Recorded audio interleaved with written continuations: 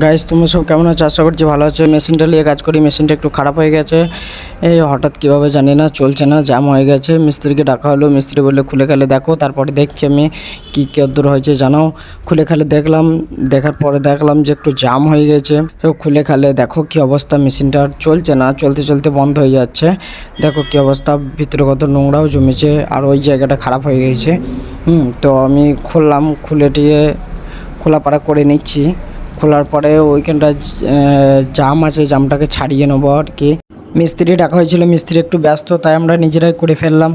3 দিন ধরে জিনিসটা বন্ধ আছে, হচ্ছে না, সময় চলছে না। কাজের জিনিস খারাপ হয়ে গেলে কেমনটা লাগে, কাজ চলছে না, কাজ বন্ধ হয়ে পড়েছে। সোজাসুজি করে নিলাম, জামটাম ছাড়িয়ে নিয়ে আর করে দেখো একটু গ্রিস করে দিলাম। গ্রিসটা লাগানো হয়ে গেল, লাগানোর পরে আমাদের মেশিনটা ওকে হয়ে গেলো। তারপর আমি সব কিছু দিয়ে ইট নিলাম, তারপর সব কিছু দিয়ে ঠিকঠাক করে টাইট করে দিলাম। তো বন্ধুরা, আজকের ভিডিও এই পর্যন্তই। আবার দেখা হচ্ছে পরের কোনো ভিডিওতে।